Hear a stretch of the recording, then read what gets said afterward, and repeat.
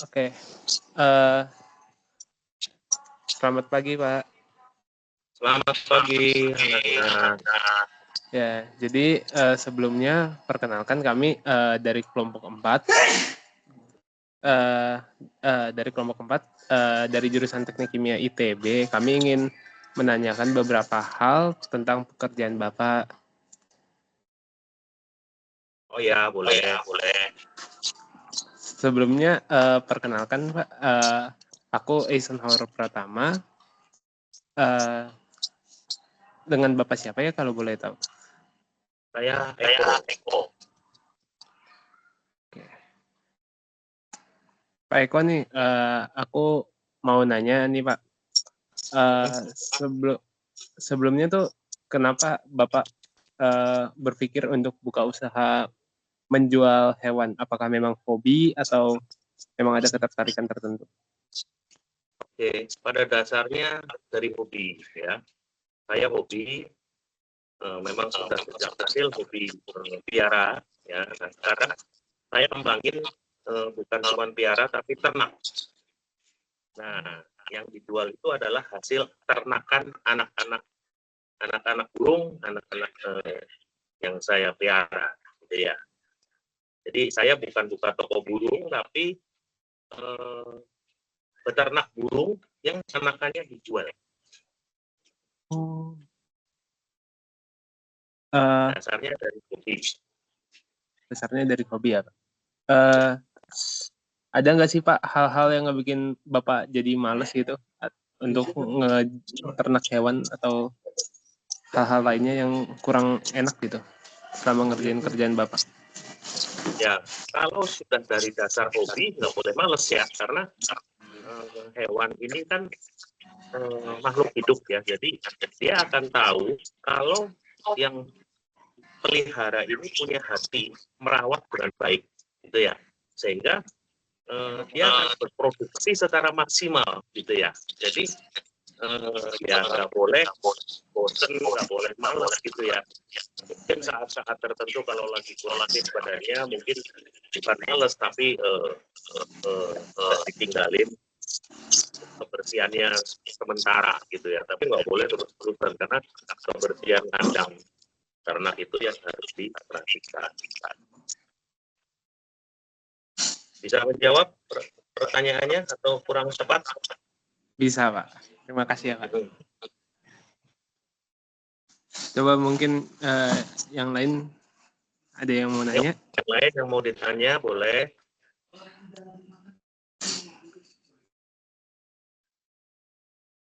Bingung ya, nggak pada suka piaraan sih ya?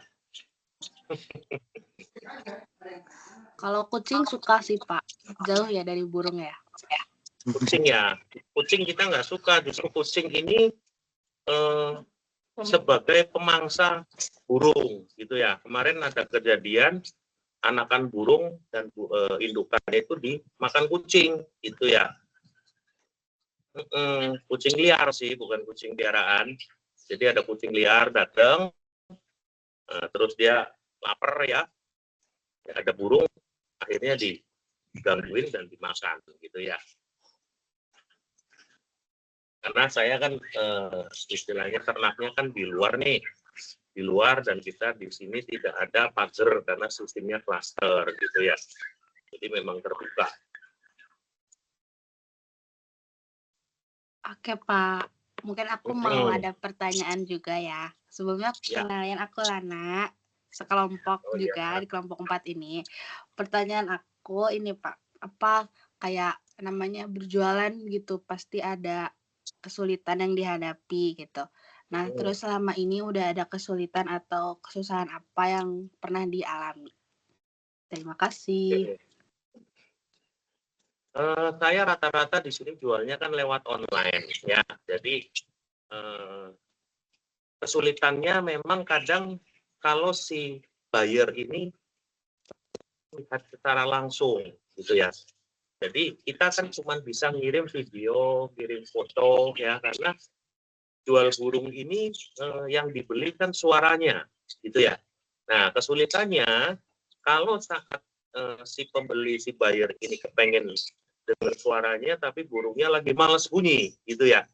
Jadi kita nggak bisa videoin gitu. Itu kesulitan yang sering terjadi karena kadang buyer pengennya segera gitu ya, segera. Ayo, saya pengen tahu nih bunyinya karena biasanya pembeli-pembeli yang jadi langganan saya dari luar kota, ya, dari luar kota. Tapi saya pembatasin bukan untuk pengirimannya itu lewat kereta. Jadi saya nggak pernah mau kalau ada dari luar pulau karena resikonya cukup banyak gitu ya, karena harus masuk karantina, harus segala macam tetek bengek dan biayanya cukup besar.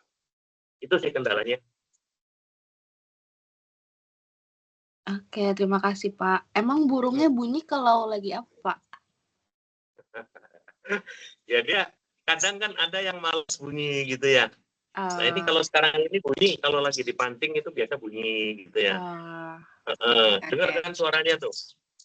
Iya. Dengar nggak? Itu kalau sudah gacor, ya itu lebih gampang jualnya. Nah sementara kan saya jual ini rata-rata masih dalam kondisi belum gacor, anakan ya istilahnya ya. Jadi kalau kayak orang ya masih remaja gitu ya, bukan belum dewasa. Kalau sudah dewasa akan lebih gampang karena dia akan cepat dalam kondisi apapun pasti bunyi. Tapi yang dewasa saya nggak jual karena itu buat indukan. Seperti itu. Oke, siap. Terima kasih Pak. Oke.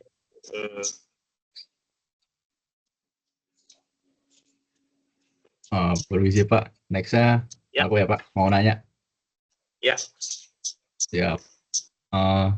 Sebelumnya terima kasih Pak untuk kesempatannya ini. Perkenalkan aku Marvel Chris Mulyadi dari kelompok yang sama juga. Nah, aku mau nanya nih Pak, kalau sebagai penjual hewan kan ini kan mesti di manage berkala ya. Nah, aku mau nanya ini nih, bagaimana cara Bapak ini bisa menjaga kebersihan kandang hewan gitu? Kayak gimana gitu manajemennya? Oke. Kebersihan kandang ini sebenarnya setiap hari harus dibersihkan ya karena dari kotoran-kotoran ya, dan saya selalu jaga untuk kebersihan kandang dengan cara saya kasih alas di bawah kandangnya. Jadi ngebersihnya lebih gampang ya karena tinggal diambil alasnya, disemprot, balikin lagi gitu ya. Itu yang harus dijaga kebersihannya. Manajemennya ya seperti itu. Paling kalau lagi ada yang bantu ya, tapi juga nggak setiap hari. Ya, terus kebersihan tempat minum, ya, kebersihan tempat makan, ya, itu juga harus dijaga karena itu kembali lagi burung itu adalah makhluk hidup di mana dia akan tahu kalau yang pemiliknya itu sayang dengan dia gitu ya. Ya, jadi ada tempat untuk istilahnya alas yang bisa setiap hari diambil, dibersihkan. Jadi nggak harus dibuka semuanya gitu ya. Untuk menjaga kebersihannya begitu. Ya, karpet istilahnya lah, ada karpetnya. Karpet ya benar ya, Teh. Untuk kalau bayi kan harus ada karpetnya juga, itu ada tatakan ompol gitu ya. Ya, kira-kira begitu. Bisa menjawab? Menjawab Pak, aku sorry mau ada follow up question juga ya mengenai itu tuh. Bapak pernah ada ini nggak menghadapi masalah gitu dalam kebersihan kandangnya gitu? Masalah pasti ada, terutama saat musim hujan ya, karena lembab gitu ya. Kalau musim hujan yang terus-menerus itu biasa kandangnya ini lembab ya. Jadi kalau lembab ini akan menimbulkan jamur ya, terus penyakit-penyakit yang kita kadang nggak prediksi ya. Nah itu memang harus dijaga ditambah dengan semprot desinfektan gitu ya, desinfektan. di bawah kandangnya supaya jamur atau binatang-binatang kecil kayak kutu itu nggak hidup di situ. Kendalanya di situ kalau lagi musim hujan. Oh iya, musim hujan ya. Oke lah. Tapi kalau hujannya terus-menerus ya, kalau hujan cuma sekali, 2 kali itu nggak ada masalah. Tapi kalau hujan terus-menerus kan sering kita ada, kalau musim sekarang kan kadang kita nggak bisa prediksi nih, seminggu hujan terus gitu, nah itu lembab. Jadi lembab di sekitar kandang. Bisa aja seharian hujan ya, jadi lembab banget gitu. Ya, ayo yang lain dong, masa ini ada berapa orang kok yang nanya nggak banyak? Kenapa malu? Atau bingung yang mau ditanya apa nih? Saya boleh Pak bertanya selanjutnya? Oke, boleh. Saya penasaran nih Pak. Oh ya, sebelumnya kenalin aku Keisha Ebriela Zahra. Aku mau nanya Pak, follow up yang sebelumnya. Biasanya solusi yang Bapak lakuin untuk mengatasi kandang yang lembab itu sejauh ini gimana? Terus biasanya bahan untuk alas yang Bapak gunain itu dari apa ya Pak? Bahan? Oke, untuk mengatasi lembab ya biasa saya kasih lampu, ya karena matahari kan nggak ada nih, jadi saya kasih lampu di setiap kandang ya, lampu dengan watt nggak usah terlalu besar ya, mungkin sekitar 5 watt gitu ya. Kan ada lampu pijar ya, pernah lihat lampu pijar yang seperti bohlam kecil itu ya, itu lampu pijar. Lampu pijar ini di dalam kandang burung ini nggak terlalu panas dan nggak terlalu silau ya, nggak terlalu silau karena nggak boleh silau gitu ya. Kalau silau itu akan menyebabkan si burung ini juga cepat jadi katarak ya, makanya harus pakai lampu pijar yang 5 watt.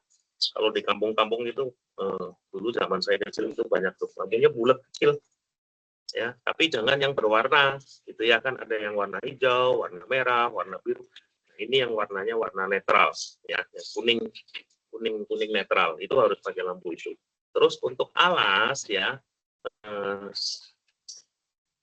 seringnya saya pakai kertas koran ya, kertas koran, tapi sekarang karena kertas koran susah ya, jadi saya pakai karpet yang buat talang gitu ya. Kalau dulu kertas koran masih banyak, sekarang kan koran sudah nggak ada, akhirnya saya sekarang pakai karpet. Jadi karpet itu yang nanti diambil, dibersihin, ya dijemur, masukin lagi. Seperti itu. Oke, bisa menjawab? Berarti nggak sekali pakai ya Pak, si karpet, kalau karpet? Enggak. Bisa terus-menerus, dan itu lebih hemat. Kalau kertas koran kan memang lebih gampang ya, tapi ya karena susah sekarang udah cari koran di mana. Ya jadi lebih hemat juga pakai karpet karena bisa long, bisa panjang. Ya kecuali sobek atau digigitin tikus ya itu baru diganti. Tapi jarang sekali sih untuk penggantian yang baru, tapi tinggal dibersihin, dijemur, masukin lagi. Ya baik, terima kasih Pak. Boleh lanjut guys, teman-teman yang lain. Ayo yang lain, apa yang mau ditanya? Oke Pak, aku mau izin nanya. Sebelumnya kenalin, nama aku Rasya, aku juga dari kelompok yang sama. Di sini aku mau nanya lebih ke tentang perawatan hewannya gitu lebih lanjut. Nah, aku mau nanya gimana menurut Bapak kayak pakan burung yang sekarang tersedia di pasaran, kayak apakah ada jenis pakan tertentu yang disukai pelanggan, terus atau lebih banyak dicari gitu? Pakan burung yang sekarang ini saya rasa sudah cukup baik yang ada di pasaran, dan saya biasa beli pakan burung online gitu ya. Dan pakan burung yang saya sering beli di online itu saya juga harus pilih ya, karena kemasan yang biasa saya pilih adalah kemasan yang vakum ya, yang divakum supaya apa? Supaya benar-benar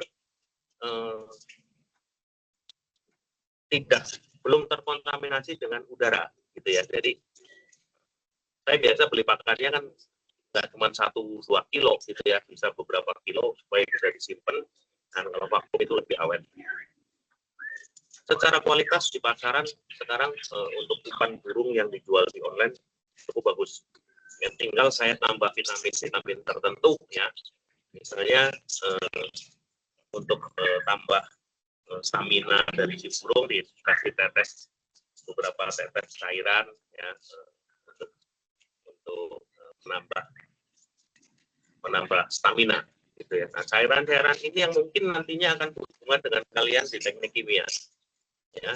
Biasa yang cairan-cairan saya pakai itu yang herbal. Ya, herbal akan lebih aman gitu ya. Cairan herbal. Ini yang mungkin nanti kalian harus pelajari untuk menambah produktivitas dari si burung ya, si burung ini. Ada beberapa banyak dijual di online juga, tapi ya memang saya harus pilih yang herbal. Kira-kira begitu ya.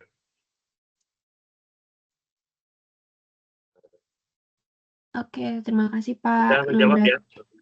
Oke, udah terjawab Pak. Makasih Pak. Nah, berarti aku mau tanya follow up question lagi. Berarti kayak inovasi dari pakan burung yang Bapak harapkan itu lebih ke yang pakan burung yang kayak berbahan dasar herbal gitu ya, yang mendukung terhadap kesehatan dari burungnya itu sendiri. Oke, kalau selain itu ada lagi nggak Pak, kayak kira-kira harapan Bapak atas kayak perkembangan pakan burung gitu, yang bisa memberi manfaat lebih besar pada peliharaannya?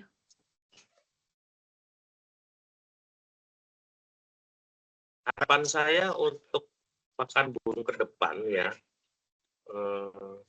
yaitu harus dijaga kebersihan karena kan burung yang saya pelihara ini burung pemakan biji-bijian ya. Biji-bijian itu bisa seperti kanari seed, millet ya, terus biji pasi, terus jawut ya, terus ada niger seed. Nah, kualitas yang saya harapkan dari pakan burung ini yang pertama itu tadi secara kekeringan ya harus benar-benar kering supaya kalau tidak kering, biji-bijian ini akan gampang timbul kutu ya di dalam makannya. Nah, begitu timbul kutu, kalau kemakan burungnya pasti akan sakit, gitu ya. Jadi memang harus dijaga kekeringan dari biji-bijian. Ya caranya mungkin dari mereka bisa diom ya, bisa dijemur gitu ya, panas yang maksimal gitu ya. Ya kira-kira itu sih harapannya ke depan untuk pakan burung secara umum. Oke, terima kasih Pak atas jawabannya. Boleh dilanjut yang lain, guys. Bapak, perkenalkan saya Dava, izin bertanya. Nah, Ya, tentunya Dava. dalam memelihara hewan, tentunya hewan tersebut menghasilkan kotoran gitu. Apakah di dalam pelaksanaannya kayak ada ini enggak, apa tuh, komplain dari tetangga sekitar atau gimana terkait aroma yang kurang sedap gitu dari kotoran hewan itu? Ya komplain pasti ada ya, terutama saat musim hujan tadi itu yang terus-menerus pasti kondisi di sekitarnya lembab ya. Tapi kalau seperti sekarang ini kondisi kering ya, itu tidak terlalu berbau asal itu setiap hari dibersihkan ya. Karena burung pemakan biji-bijian ini kotorannya itu kering ya, berbeda dengan burung pemakan buah-buahan itu kotorannya basah, nah itu yang bau ya. Makanya saya membatasi, saya tidak memelihara burung yang makan buah-buahan, hanya burung yang makan biji-bijian gitu ya, karena ya saya beternaknya di kompleks perumahan gitu ya. Kita harus pilih sih burung yang harus dipelihara. Kalau yang makan buah itu jenis burung yang apa namanya, secara kicau, secara ini memang lebih baik ya, lebih enak gitu ya, tapi ya itu kotorannya bau karena basah. Mau tahu Oke, contohnya terkait yang makan buah nggak? Gimana Pak? Tahu nggak burungnya pemakan buah-buah? Burung murai makan buah nggak Pak? Murai enggak. Oh enggak. Murai makan serangga. Ya, Burung coba kakak sekarang tua. saya balik lagi. Hah? Ah, kakak tua itu salah satunya. Terus? Cuma itu yang saya tahu sih Pak. Ya, burung yang jenis cucak gitu ya. Ada cucak rowo. Pernah dengar? Oh, pernah dengar. Cucak rowo. Terus burung yang hidup di dulu waktu kalian kecil mungkin sering nyanyi burung kutilang berbunyi. Nah, itu suka makan buah. Burung kutilang gitu ya. Itu kotorannya bau. Ya, kira-kira itu contohnya. Kakak tua betul, burung cucak rowo, burung kutilang, ya. Makan buah, burung-burung jalak itu juga makan buah. Oke. Kalau yang terkait saat musim hujan tadi, itu Bapak ada kayak penyemprotan selain disinfektan, Bapak ada kayak nyemprotin dekomposer atau gimana gitu supaya untuk mengurangi baunya? Ya, desinfektan nggak tahu dalamnya isinya apa ya. Tapi yang pasti biasanya saya beli jadi cuma untuk jaga, nggak tahu ada aromanya atau tidak, saya nggak terlalu perhatiin. Cuman untuk menjaga supaya kering itu tadi saya kasih lampu. Oke. Ya, saya kasih lampu pijar yang 5 watt di dalam setiap kandangnya. Oke, Bang. Gitu. Soalnya dari paman saya juga ada ini, dia ternak ayam. Nah, jadi kayak setahu saya paman saya itu kayak nyemprotin EM4 kalau nggak salah. Itu di kotorannya, jadi kayak katanya tuh lebih aromanya lebih kurang gitu jadi. Ya, memang ada kayak semprotan seperti itu ada. Kalau memang ayam kan lebih bau ya. Iya. Lebih bau, kotorannya lebih bau. Memang harus ada sih dulu waktu kita tanah apa ya dulu ya. Bukan yang disemprot itu dulu, disemprot kayak amoniak baunya bau apa aja ya, itu untuk menetralisir bau kotoran kan. Iya, dia bakteri gitu sih Pak. Ya itu nggak tahu lah, nanti anak-anak kimia itu yang tahu. Soalnya saya mungkin orang kimia. Dari statement. Oke, ada pertanyaan yang lain? Ayo, katanya 14 orang, kok baru berapa orang ini? Ya lanjut dari aku ya. Ya udah nggak usah perkenalan, udah tahu. Jadi kalau dari pelanggan tuh biasanya ada komplain apa aja? Oke. Komplain pelanggan ya itu biasanya yang pertama karena pelanggan saya kebanyakan luar kota ya. Jadi kan kita harus kirim lewat kereta gitu ya, atau lewat bus gitu ya. Nah, komplain yang terjadi kebanyakan itu saat burung nyampe ke sana itu stres, nyampe di tempat pelanggan itu stres gitu ya. Akhirnya begitu nyampe apa yang diharapkan pelanggan yang bunyi ya, jadi tidak bunyi gitu loh. Nah, tetapi kembali lagi itu, kalau memang kita yakin bahwa burung yang kita jual itu sehat dan memang secara kualitas baik, ya saya selalu memberikan masukan, memberikan pengertian ke si pelanggan bahwa paling 2-3 hari burung ini akan diam ya, karena stres dan capek ya, tapi setelah hari keempat harusnya bunyi. Dan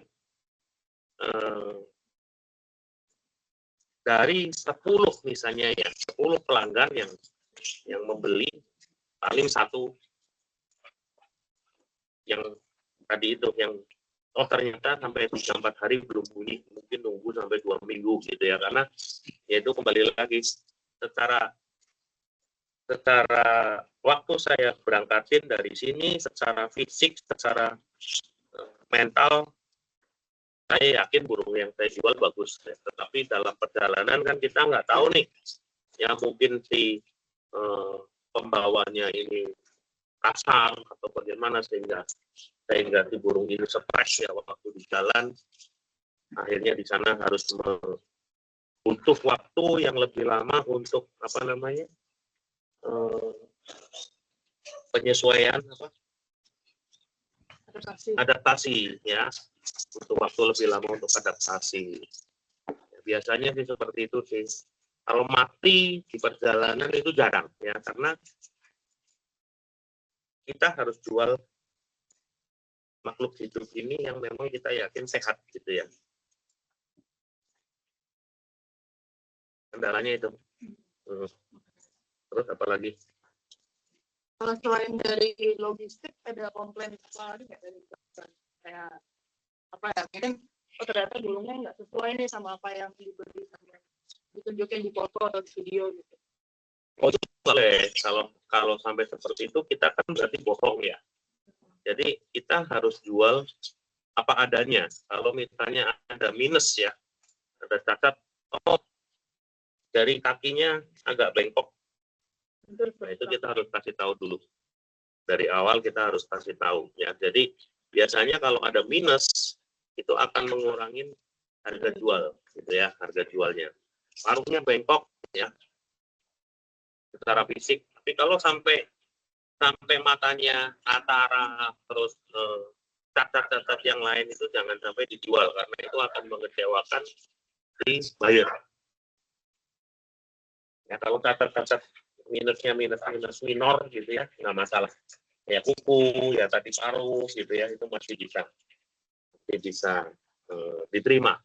Asal ada pengurangan harga, misalnya dari harusnya harga 1 juta ya, karena ada minus ya jadi 750.000 gitu ya. Misalnya seperti itu. Tapi kita harus dari awal harus bicara dulu, harus kasih tahu dulu loh. Oh ini minusnya di sini, yang kita harus tunjukin. Kita udah lanjut sama yang lain. Saya Zaidan Syafiq Abid dengan kepak yang sama juga. Ya. Saya penasaran Pak, untuk burung yang dijual ini jenisnya sama semua atau beda-beda gini ya Pak? Ada yang gede, ada yang kecil atau sama persis semua gitu? Jenis burungnya apa aja? Sorry diulangin, jenis burungnya. Ya. Jenis burung yang saya jual, saya memang tidak menjual semua jenis burung karena tadi itu ya saya hobi ternak gitu ya. Jadi burung yang saya jual itu adalah burung hasil ternakan saya ya. Jenisnya adalah jenis pemakan biji-bijian, misalnya kenari. Ya, burung kenari ya. Terus burung red siskin ya. Red siskin itu asalnya dari Meksiko.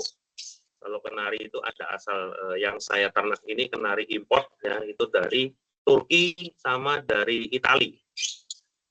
Ya, jadi saya ambil burung-burung dari import, burung Turki, kenari Turki dan kenari Italia. Kalau yang red siskin itu dari Meksiko.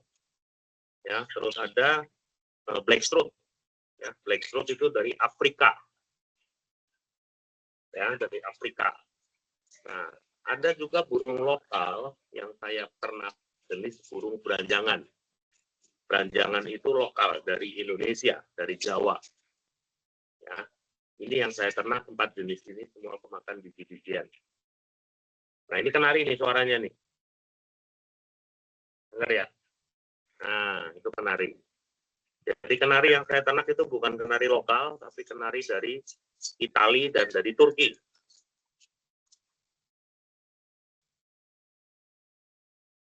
Jelas? Bisa jawab? Saya masih penasaran Pak. Kalau boleh tahu tuh yang dari Meksiko, dari Italia itu Bapak dapatnya bagaimana ya Pak? Kok bisa dapat dari luar gitu, itu bagaimana tuh? Dari importir. Ada importirnya. Oh. Jadi mereka itu ada importir yang memang khusus mendatangkan burung-burung dari luar yang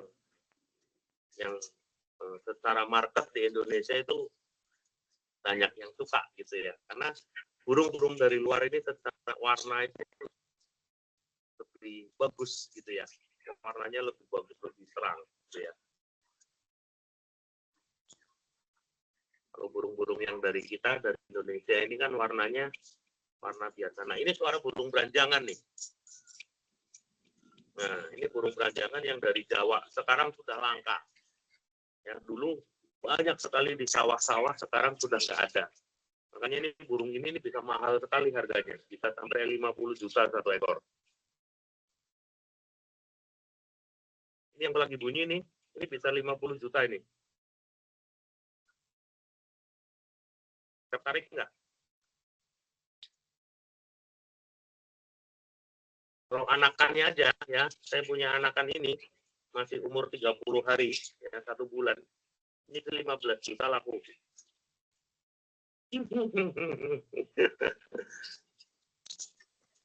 Ya itu makanya tadi hobi yang bisa menghasilkan ya supaya ini. Nah, kita harus cari yang kualitas bagus gitu ya. Yang kenari, tadi kenari, anakan kenari begitu kita makan sendiri ya 2.500.000 saya bisa jual 1 ekor. Kalau blackthroat yang tadi dari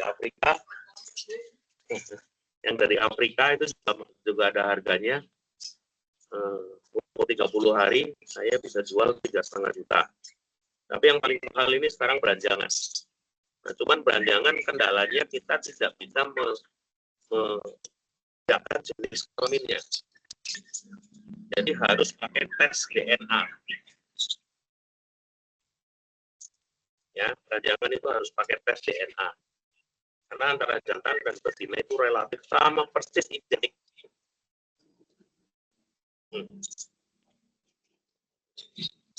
Yang tertarik nanti ada yang mau tertarik ternak saya ajarin.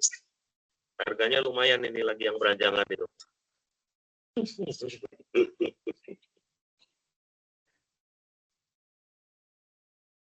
Oke, menjawab. Ada lagi pertanyaan? Yang Halo, lebih detail ya, mau ternak apa-apa ya. Saya ingin bertanya. Ya. Perkenalkan nama saya Tasih Homi. Saya kan tadi kan Bapak mention jenis-jenis burung yang dipelihara dan burung yang paling best seller apa ya, Pak? Yang paling best seller itu paling mahal apa tadi ya? Dengerin nggak? Itu burung dari Indonesia, dari Jawa khususnya. Beranjangan. Ada Jawa Tengah ya. Itu ini dari Jawa Tengah yang paling bagus itu dari daerah apa namanya? Kaliori. Kaliori di mana tahu? Ayo, ada yang tahu Kaliori di mana? Di Jawa Tengah.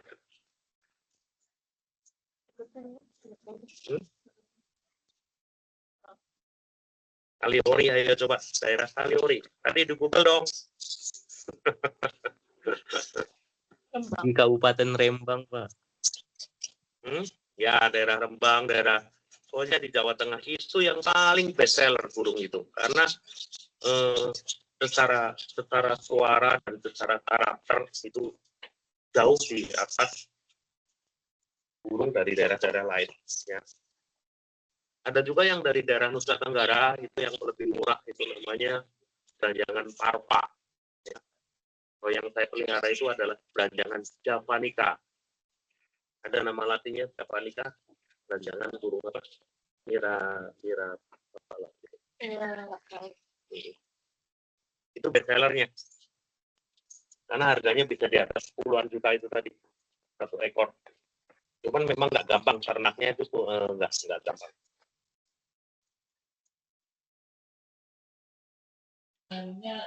Pak, sebelumnya perkenalan lagi, aku Eisen. Aku mau nanya nih Pak, kan Bapak impor burung kan? Nah itu ada masalah nggak sih Pak pas aklimat apa sih penyesuaiannya lagi di Indonesia? Kan secara habitatnya beda gitu. Ya. Ada yang dari Afrika. Bukan saya yang import ya, jadi ada khusus importir ya, karena kalau saya hanya beli ke importir ya, jadi biasa saya akan tanya dulu ke si importir ini burung sudah berapa lama nih sampai gitu ya, karena memang untuk adaptasi dari luar ke Indonesia ini memang nggak gampang gitu ya. Misalnya burung kenari ya, kenari dari Turki ya.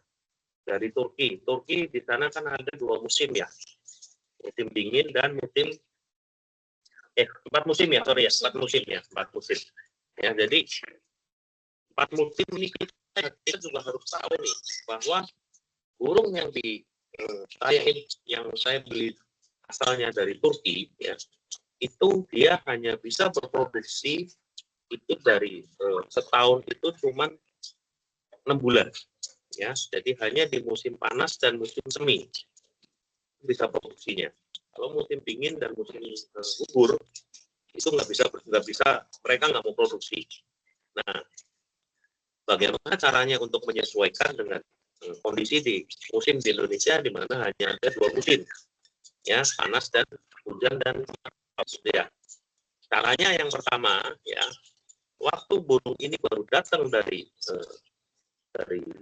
Turki ya, itu dari si importer ini harus menyesuaikannya itu dengan cara ditaruh di ruangan ber-AC ya, ditaruh di ruangan ber-AC ya, terus di setiap kandang itu ada lampu UV ya, lampu UV tapi yang wattnya kecil ya, supaya mereka nggak kaget gitu ya. Nah, importer ini biasanya berani jual itu setelah mereka adaptasi selama paling tidak 1 bulan di Indonesia.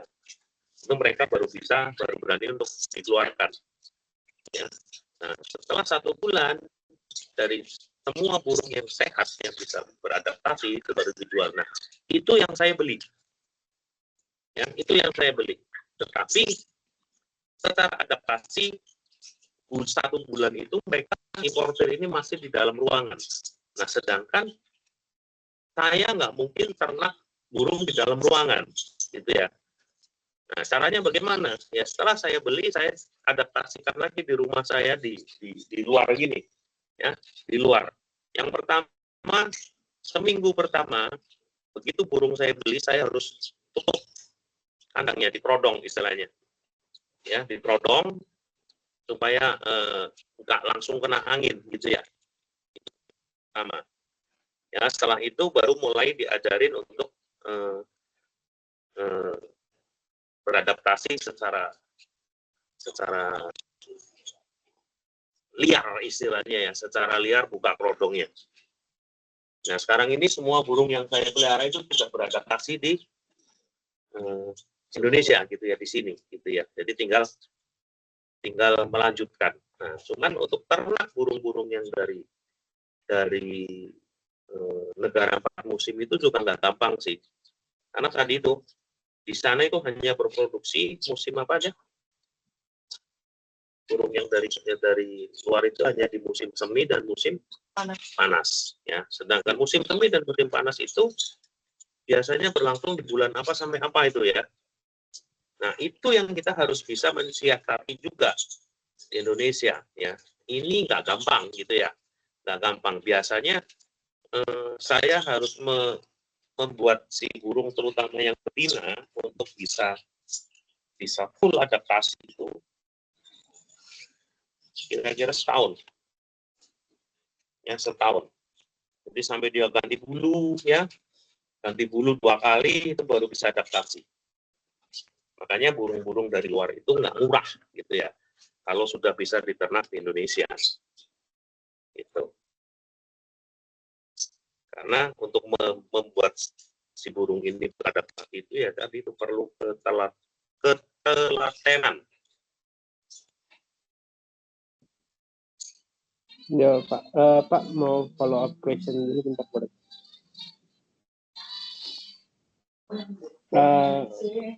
Mau nanya lagi nih, kan kalau misalnya mau kok nikahin sih, apa kawinin burung, itu kan cocok-cocokan ya Pak? Nah, itu gimana cara Bapak tahu gitu? Yang cocok ini ilmunya gitu ya. Ini salah satu ilmu yang mungkin harus didapat dari pengalaman gitu ya. Jadi dengan kita membersihkan, merawat burung setiap hari, kita akan tahu karakternya karakter dari si burung ini, ya. Jadi akan tahu nanti kapan si burung ini siap untuk dikawinkan, ya. Kapan gitu waktunya, ya. Biasanya burung akan siap dikawinkan kelihatan dari si betina. Kalau jantan itu begitu dia udah gacor, ya istilahnya ngoceh itu udah siap. Tapi betina ini yang harus diperhatikan karena apa? Betina ini yang nyusun sarang, ya. Dia kalau tidak siap untuk dikawinkan, dia nggak akan nyusun sarang. Nah, kalau si betina belum siap nyusun sarang, campur itu akan dihajar sama si jantannya. Nah, ini nggak boleh. Makanya harus benar-benar harus diperhatikan karakter masing-masing dari burung dan kesiapan. Kalau betina sudah siap, ya, begitu betina udah siap, udah nyusun sarang, masukin jantan, ya, udah pasti produksi. Itu caranya. Jadi ada tekniknya untuk kapan waktunya si burung ini siap. Makanya tadi saya bilang untuk adaptasi burung dari luar, terutama yang betina itu nggak gampang gitu ya. Harus nunggu rontok sampai 2 kali dulu, nanti bulu, ya baru dia mau ngambilin sarang, nyusun sarangnya, ya udah siap, baru dicampur gitu ya. Kalau belum siap betinanya dicampur, betinanya yang akan dihajar. Akan dihajar sama si jantannya. Oke, Pak. Akan terjadi istilahnya kalau untuk kalangan peternak itu KDRT. KDRT untuk burung. Sampai mati itu biasanya yang betina. Dihajar sampai mati sama si jantan itu kalau belum siap. Itu yang harus diperhatiin.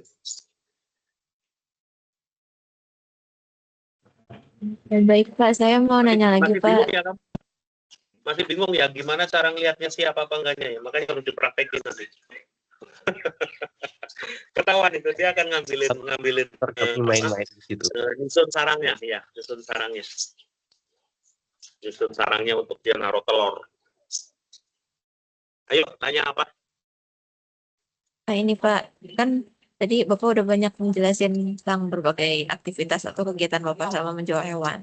Nah dari semua aktivitas itu, apa yang menurut Bapak paling melelahkan? Terus kalau sekiranya ada produk atau inovasi yang bisa dibuat, nah itu inovasi atau produk seperti apa yang Bapak harapkan? Yang paling melelahkan ya, yang paling melelahkan sebenarnya sih nggak ada ya, karena dasarnya adalah suka gitu ya, hobi gitu ya, seneng gitu ya. Kalau apa ya, nggak boleh ada kata lelah ya. Kalau kita suka itu nggak boleh ada kata lelah, karena kalau kita lelah ya jadi hasilnya nggak maksimal gitu ya.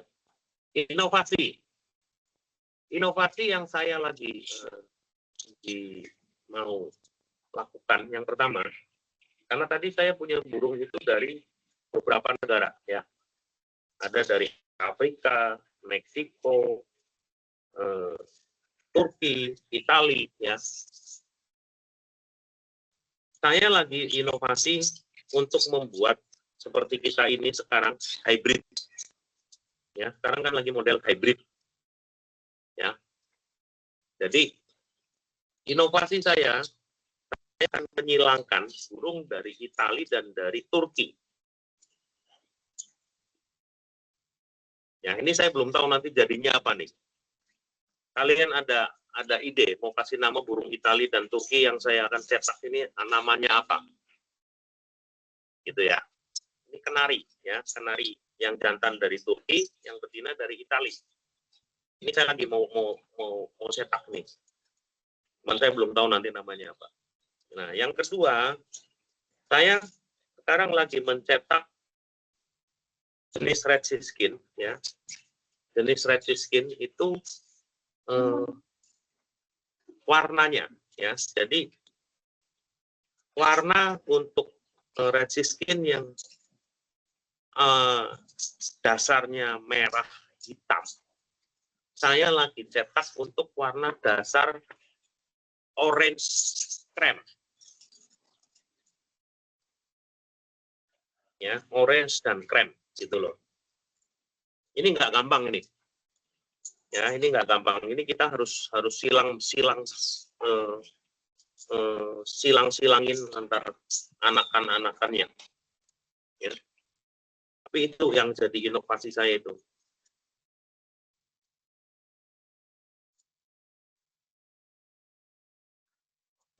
Ya, terima kasih Pak. Mudeng nggak nih kamu saya jelasin seperti ini, kamu mudeng nggak, ngerti nggak? Kamu nanya inovasi, Mudeng kok Pak. saya jelasin inovasinya, bingung nggak kamu? Ayo nangkepnya. Berarti emang bukan ke kebutuhan primer sih ya Pak. Kayak kalau sebenarnya kalau pangan mas sebenarnya udah terpenuhi gitu. Jadi lebih ke paling dukungan kebutuhan tersier gitu ya Pak. Ya ini jual beli burung ini kan bukan mata pencarian utama saya, karena tadi itu dasarnya dari hobi. Gitu ya, hobi tapi saya kembangkan supaya apa, tujuannya supaya ikut melestarikan fauna, melestarikan fauna, terutama tadi yang burung-burung dari Jawa Tengah yang sudah hilang ya, di alam sudah hilang ya, tinggal saya ternakin untuk supaya nggak punah gitu ya. Kira-kira itu sih tujuannya.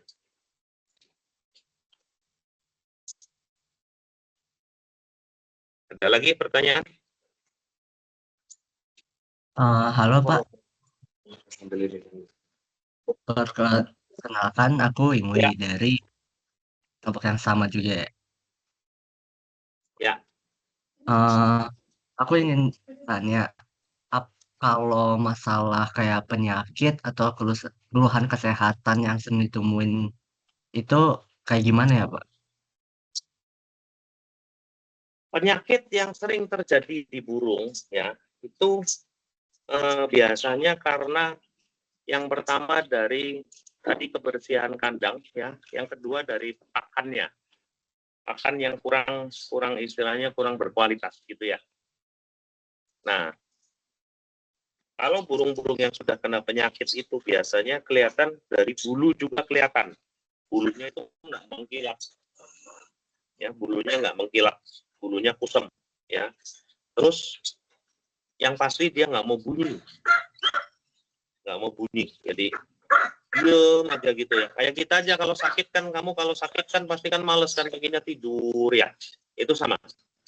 Nah, jadi caranya bagaimana supaya burung ini nggak sakit ya? Kalau musim panas begini, saya setiap pagi 7 sampai jam 8 maksimal itu dijemur supaya dia kena matahari, gitu ya, kena sinar matahari, gitu ya.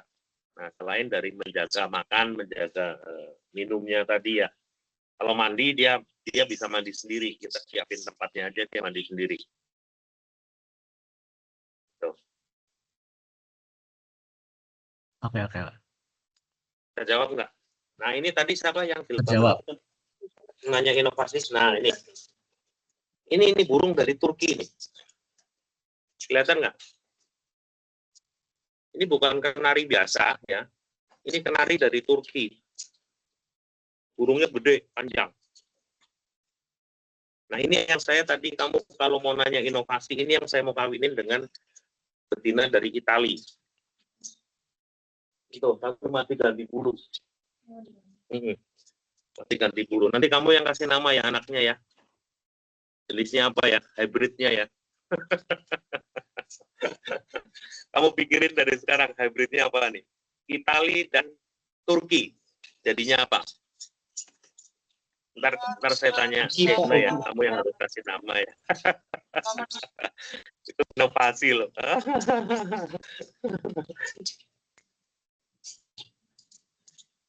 Kalau dari bentuk yang pasti beda. Burung Turki ini panjang dia, ya, panjang.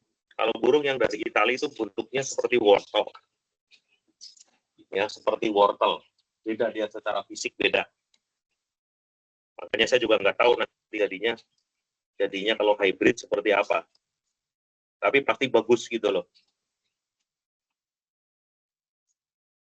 Ini inovasi yang akan cuman lagi nunggu betinanya ganti bulu. Kalau jantannya udah siap ini. Nah yang tadi bunyi terus.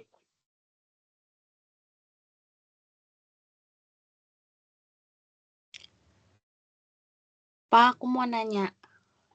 Ya, nanya apa? Ayo. Kan tadi Bapak sempat bilang kalau misalkan ada keluhan kalau dikirim keluar kota sempat stres dulu ya Pak. Nah kalau yang impor gini dari Turki gitu Pak, berarti stresnya kayak gimana Pak kemarin? Atau Ya itu, gimana? tadi kan saya sudah jelasin. Jadi ini yang mengadaptasi burung-burung dari luar negeri ini dari Turki itu bukan saya secara langsung ya. Jadi sebulan pertama itu dari si importir. Dari importir yang harus berusaha untuk membuat burung ini adaptasi. Nah, setelah itu dari importir dijual, ya saya beli, nah saya mengadaptasikan lagi, gitu loh. Ya, mengadaptasikan lagi, melanjutkan adaptasi karena waktu saya beli ini di importir itu masih di dalam ruangan ber-AC. Ya, ruangan ber-AC, terus dia kasih sinar mataharinya pakai lampu UV, gitu ya. Nah, sekarang ini saya adaptasikan lagi dengan saya sesuaikan dengan udara di Indonesia, benar-benar gitu ya. Nah ini saya sudah piara sekitar 6 bulan nih. 6 bulan, sudah ganti bulu. Nah kalau udah ganti bulu, itu berarti dia sudah benar-benar adaptasi. Gitu. Sampai standarnya sampai dia ganti bulu aja. Ya, ganti bulu. Nah itu yang betina itu lagi ganti bulu itu. Makanya saya nunggu ganti bulu, dan bulunya tumbuh lagi, ya baru dia benar-benar full adaptasi. Baru bisa dicetak hybrid tadi yang saya mau tunggu namanya dari apa? Teman kamu itu? Dari harus Keisha, bikin Pak. nama hybridnya. Harus bikin nama hybrid Turki dan Itali, gitu ya. Itali siapa sih pemain bola sih?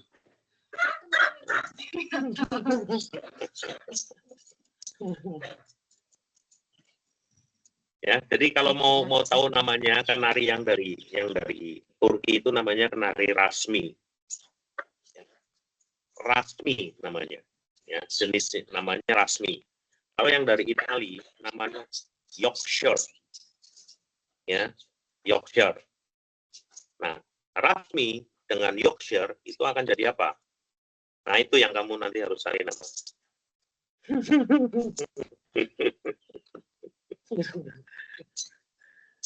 Apa Rasher atau apa gitu ya. Nah, itu hybridnya nanti.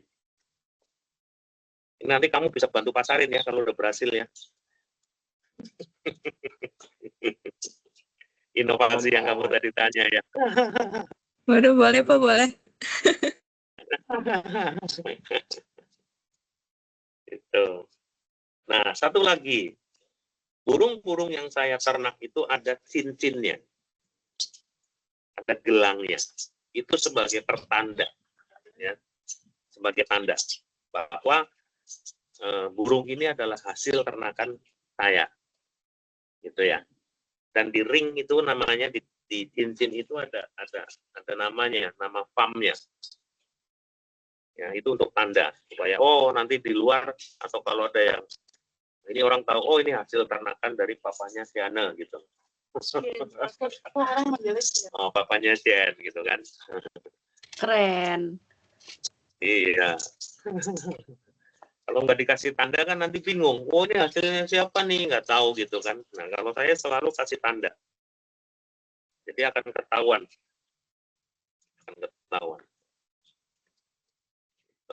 Karena kalau nggak dikasih tanda kan bingung. Udah menyebar nanti di mana-mana gitu kan bingung. Nah, makanya tadi si Keisha itu nanti kamu tugasnya nih. Ya setelah nanti berhasil nanti send biar ngasih tahu. Ini udah berhasil nih. Nah, nanti kasih namanya kenari apa gitu kan. Kenari rasmi dan Yorkshire jadinya apa nih?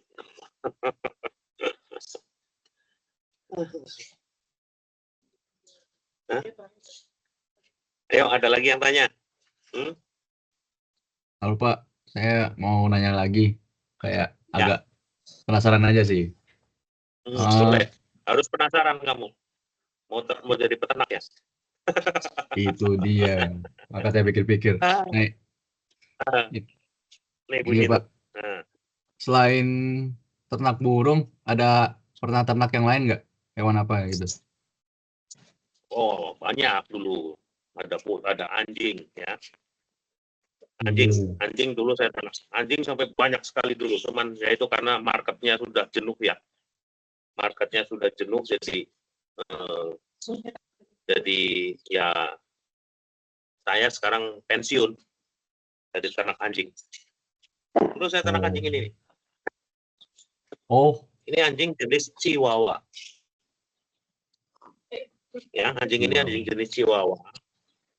Jadi anjing kecil ini anjing toy dog istilahnya. Sama kucing lebih gede kucing. Ya ini ada kesulitan sendiri nih ternak anjing ini. Ya dia kalau ngelahirin harus disesar. Oh. Jadi dari 10 ya perbandingannya 10 cuma paling 1 yang bisa lahir normal. 9 harus sesar. 9 kali harus sesar. Nah, ini agak sulit anjing ini. Dulu harganya bagus. Ya, dulu satu anjing ini anakan umur 1,5 bulan saya bisa jual 5 juta. 1 ekor.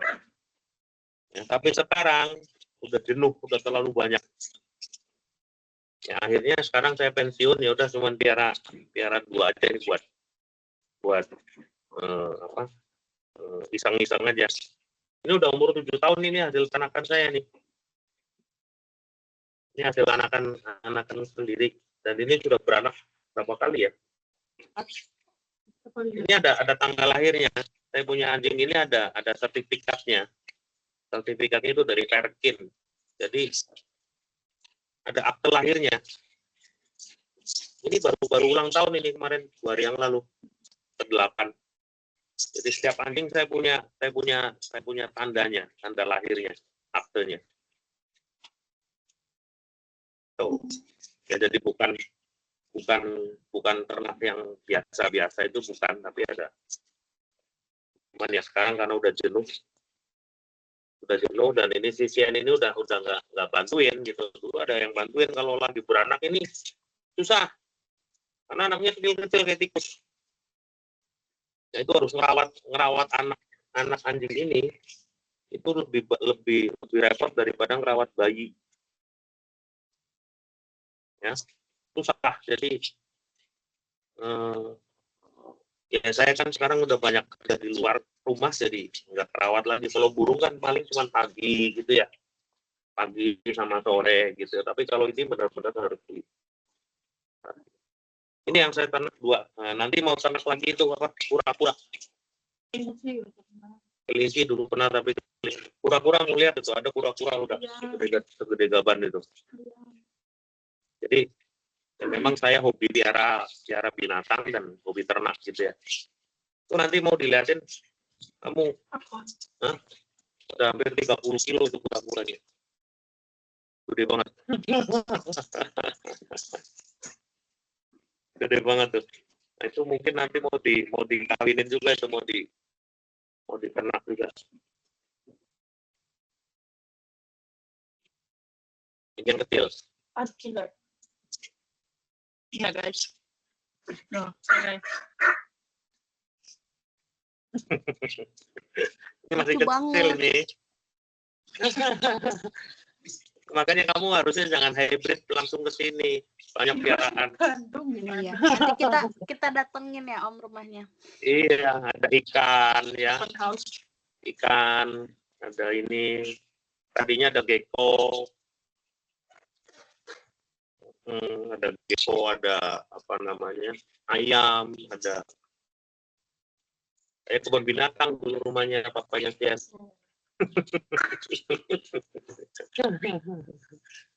Gitu. Ya, siapa tahu nanti dari kalian sekarang ini ada yang berminat untuk. Tapi jangan, jadi ini istilahnya kegiatan seperti ini adalah hobi ya. Ini tidak bisa untuk pekerjaan utama. ya tidak bisa. Jadi hanya untuk sambilan lah istilahnya lah, ngisi waktu. Pekerjaan utama nggak bisa. Bukan nggak bisa sih, tapi sayang gitu loh, sayang. Ya kayak saya kan base-nya kan dari teknik sipil. Ya, saya base-nya dari teknik sipil, jadi kerjaan utama saya adalah bikin lantai-lantai pabrik. Ya, nanti kalian lulus dari kimia, ya kalian pasti akan ketemu saya kalau kalian kerja di punya pabrik makanan dan minuman. Ya, saya suka kerjain lantai pabriknya. Gitu. Keren banget, Pak. Oke, Ya, mungkin makanya sih ini kan senang nih kalau lagi pulang nih saya ajakin ke proyek, ya bisa ke pabriknya Inako, bisa ke pabriknya apalagi ya ini nanti mau diajakin kalau ke produksinya sarang walet gitu ya, yang diimpor, yang diekspor ya, terus ada pabrik susu gitu ya, ada lagi pabrik essence ya, pabrik essence, ada lagi pabrik apa lagi ya?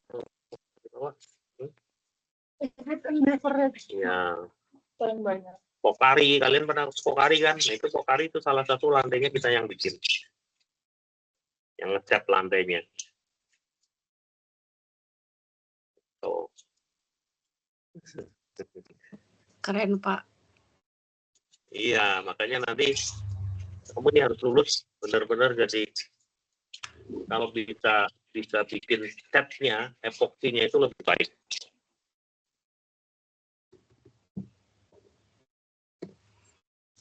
Iya, oke, Pak.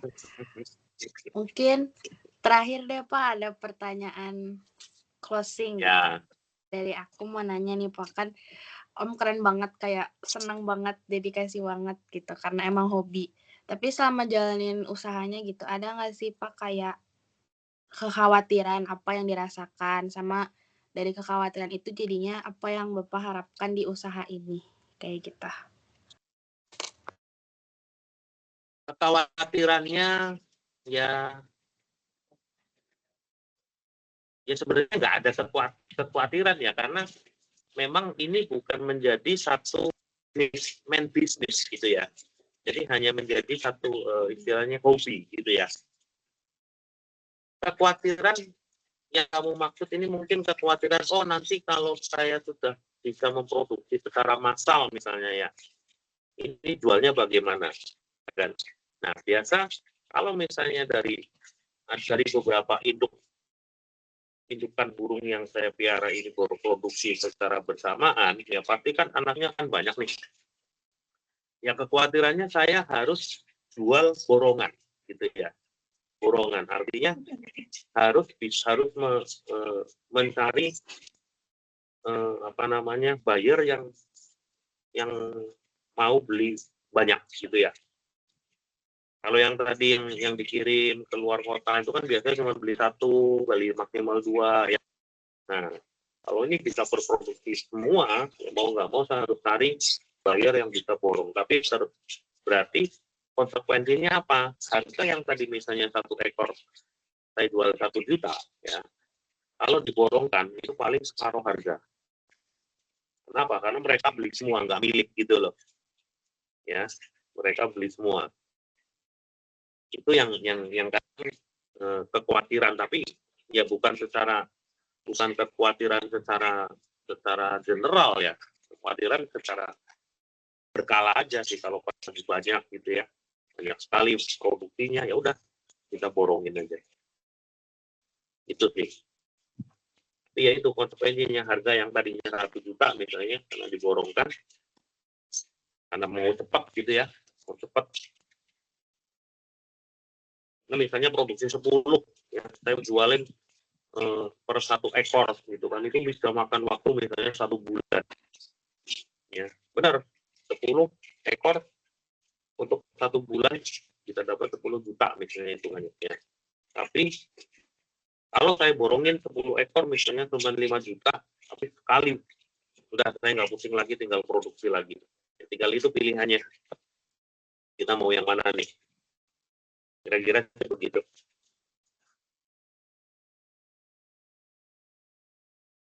Oke, siap Pak. Terima kasih. Dari teman-teman ada lagi nih terakhir-terakhir. Ada lagi, ayo. Ada lagi yang berminat? Nanti yang berminat Tapi tempat ngomong-ngomong kursus dulu ya. dari kalian semua ini ada yang piara burung nggak? Atau papanya ada yang piara burung nggak? Nggak ada ya? Om saya sih, Pak. Ya. Ya memang kembali lagi itu sih kalau ada tetangga saya di sini juga yang piara itu cuma ikut-ikutan ya, tapi malah jadi kasihan karena itu dia nggak bisa menjiwai, nggak bisa melihat karakter dari setiap burung. Ya kebanyakan yang kalau ngikut-ikutan itu pada mati. Karena itu tadi ngasih makannya sembarangan, ya dia nggak dikasih suplemen gitu ya, suplemen tambahan itu banyak. Ini tetangga depan kita yang tadinya punya burung banyak itu ada lovebird, ya tinggal 2 ekor karena hanya itu tadi karena nggak terawat. Sedangkan papanya Jen ini punya lovebird cuma 2, sekarang jadi karena beranak terus.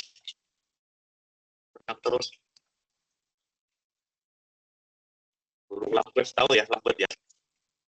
Lovebird itu sekarang sudah nggak ada harganya sih. Saya cuma buat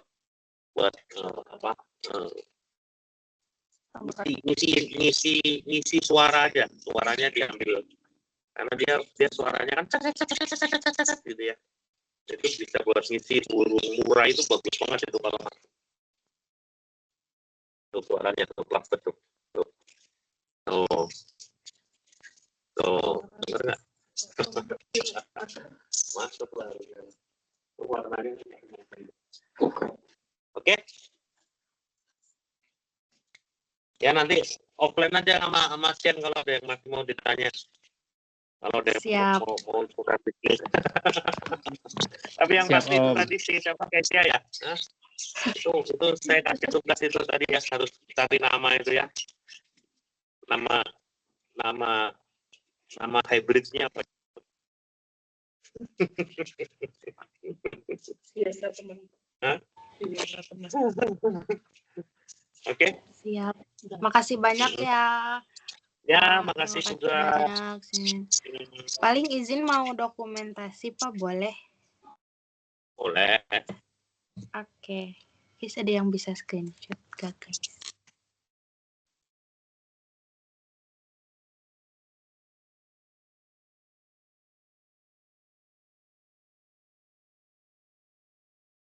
Kasih aba-aba ya.